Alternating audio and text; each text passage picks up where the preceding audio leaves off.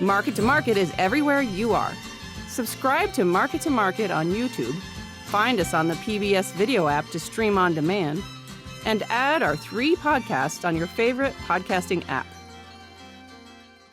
Welcome into the Friday, June 17, 2022 Market Plus. Joining us is Ted Seifried. Ted, it feels like grains isn't really even what we should be talking about. I mean, there's a lot of things going on outside. I make notes every week about things I want to talk about. I wrote 30,000 Dow. We're below that. What's that mean?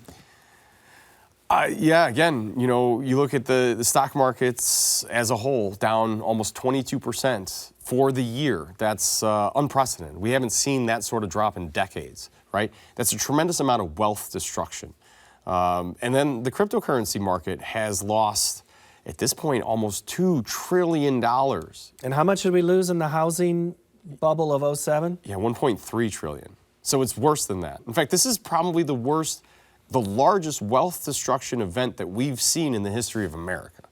So when you talk about inflation is caused by too much money flowing through the economy, right?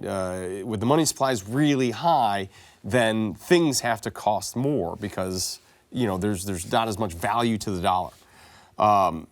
When you start cutting away at that money supply, that starts to cool off inflation by itself. Now, when we look at CPI numbers and things like that, those are retrospective. Those aren't forward-looking. This inflationary bubble is really starting to burst because of the wealth destruction that has occurred in crypto and in the stock market, and those two things are tied together. Now the Fed is starting to raise interest rates because, they're trying to catch up to the moves that they should have been making at the end of 2021. And the interest rate thing is important because, when the stimulus checks dried up, the people that were receiving them still wanted to live their lifestyle. And the way they were able to do that is to put things on credit card because credit card interest rates were so very low. In fact, you go back to like November of last year, credit card debt was near all-time lows. Now it's gone all the way back to near all-time highs because people are just putting money on buying things, living their lifestyle on the card with low interest rates. But when the Fed starts to raise interest rates, those credit card interest rates are going to try to outpace that. They're trying to get in front of the Fed. So all of a sudden, it starts to cost a lot more, and your purchasing power is much more limited. So those two things, the wealth destruction that you're seeing in outside markets and the increase in rates, that's going to take a lot of money out of the money supply. It's going to really slow consumer spending. People are not going to be willing to, or more likely not going to be able to pay the high price of some of the things that we're still enjoying. And then that means that the inputs that go in to make these things, i.e. corn for beef, those inputs have to start to come down too because the demand starts to fall away. This is a demand destruction event. So overall, the inflationary bubble burst. I think the wheels are in motion for that. I don't think it's happened just yet. I think we might have one more big push because the American consumer still wants to go out and act like it's 2019. But by the time you get to the middle or the dog days of summer, August, for example, when we usually slow down, I think the slowdown this year could be profound. And it could come at a really bad time with the Fed raising interest rates and the turmoil that we've had in the stock market and cryptocurrency. I think we're setting up for a really kind of nasty fall into winter. Boy, that's cheery. Yeah. Okay, we glanced over feeders a little bit, but that's the perfect place to start given what you're talking about because we just showed the corn chart. Feeders are one of those, I have to make a decision now for later. So my question is, can you afford to be getting into the feeder business right now? Yeah, I think right now, the way it looks is yes, right? I mean, you feel like, hey, again, people are absorbing this high-priced beef. The weekly numbers that we see are suggesting that the demand is still there, even though when we look at the stock market, we worry that, hey, at some point this is going to hurt beef demand, especially for the pricier cuts. But for right now, you can say, hey, that opportunity is still there. And I think we should be, replacement cattle should be a thing right now. I start to worry when you get out to August and beyond, right? And that's really where my concern is. And how quickly things change, because the last time you were here, you were optimistic about that time frame. Yeah, that's And so how things have changed. I have a bunch of questions. We're not going to get to them all. I greatly appreciate every one of them. We tried to move through. Let's start with Glenn in Ohio. What's the market fixated right now? Let's talk commodities. What are they fixated? Are they focused on the global economic factors of inflation and interest rates, the forecast of dry weather, or the basic fundamentals? Yeah. Glenn, great question, because it changes every day, right? You go back to 2 weeks ago, we had soybean basis pushing us sharply higher every day, all the way into a USDA report that was fairly friendly for soybeans. Yet we dropped dramatically on that day of the report, because on that day of the report, our focus shifted from grain fundamentals into what was going on in outside markets, because the stock market had just made a really massive three-day run to the downside, and it was what we're calling risk off, but now I think we should be calling inflation off. So that kind of took over the bean market, right? And then this week, we really tried to focus on, for corn, the outlook for the July forecast. And we did a very good job doing that until Friday happened, when you had crude oil down $8. And then you have this risk off / inflation off trade. You take away those overnight gains, corn ends up closing down on the day. It wasn't a day that you're going to say, wow, that was a terrible day for corn from a chart perspective. It wasn't a great day, but it didn't do a tremendous amount of damage to the corn chart. However, coming in after a 3-day weekend, if you don't have that bullish forecast to back us up, that's when you could start doing some pretty major damage to the corn chart. Well, you're talking a little bit about new crop. I want to just wrap up something. I asked Sue last week if she thinks that there's people who still have corn, and she thinks a lot of people still have some old crop to sell. Gary in Franksville, Wisconsin wants to know, corn exports have been slow, but basis keeps getting higher. Is there less corn out there than we thought, or are bin doors locked that tight? Yeah, that's a great question, Gary. I think it might be a bit of a combination of both. I have been for a long time thinking that the USDA overstated last year's production, but I don't think it's to the amount that would justify the tightness or how strong basis is at these high price levels. So I do think that, there are a lot of tight-fisted producers out there, but I don't think it's, half the crop. I think most guys are sitting on somewhere between 15 and 30% of old crop. And if you are, that's great, but the market's begging you to sell it, and I think you take advantage of the structure that we have out there. You see where September corn is trading.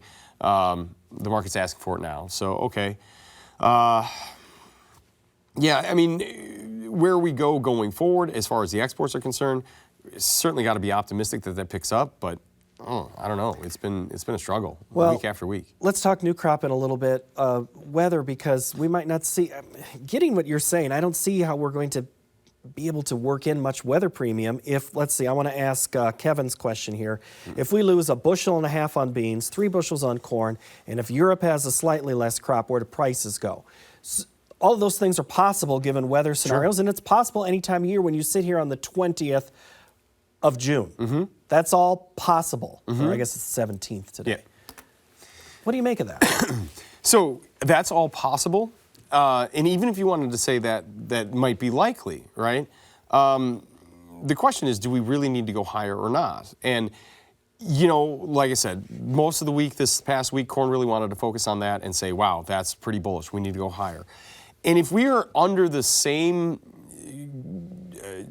inflationary climate that we're in right now, if that carries on through the end of this growing season and into the fall, then you have to say, yeah, prices need to go higher. But if you get that bubble burst,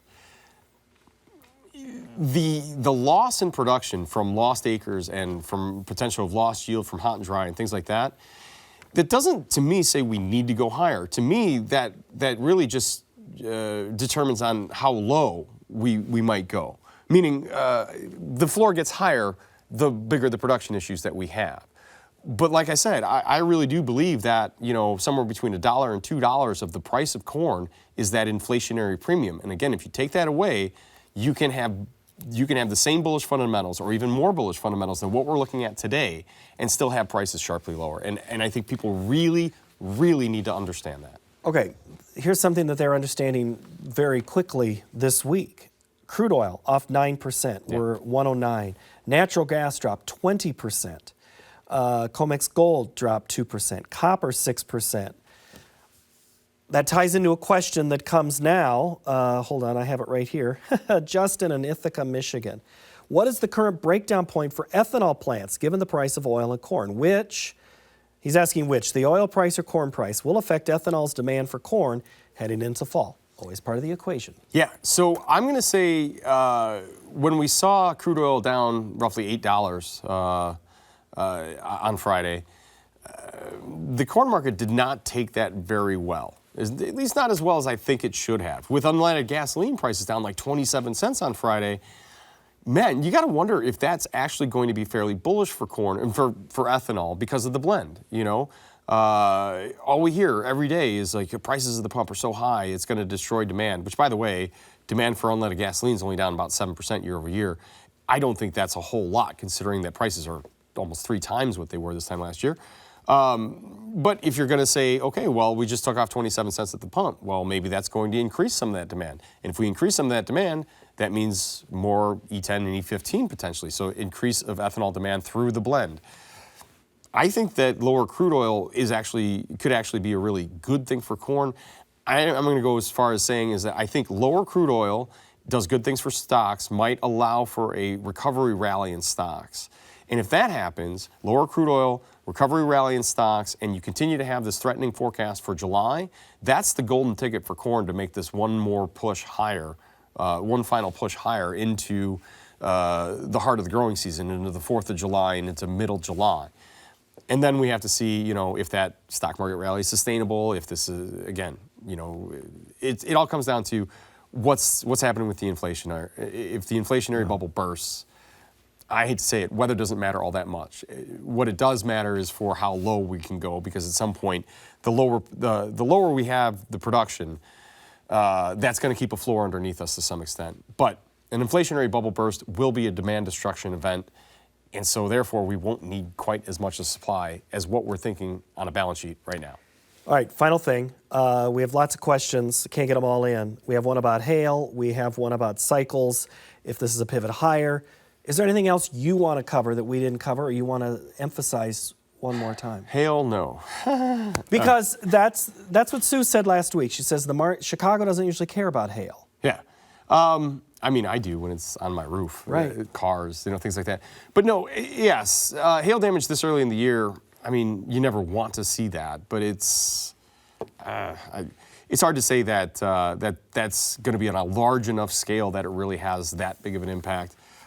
You're right. Chicago, that's not something that we're going to focus on. You know, we're going to focus on the weather outlook for July. We're going to focus on what planting was. You know, planting intentions at the end of this month is going to be a huge deal. Quarterly grain stocks is going to be a huge deal. Hail, no. Yeah. Ted, good to see you. I know it wasn't under the scenario of positive news, but I think it's all realistic things that we need to hear.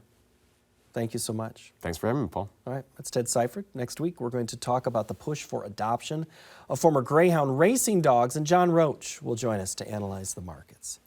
Thank you so much for watching. Have a great week.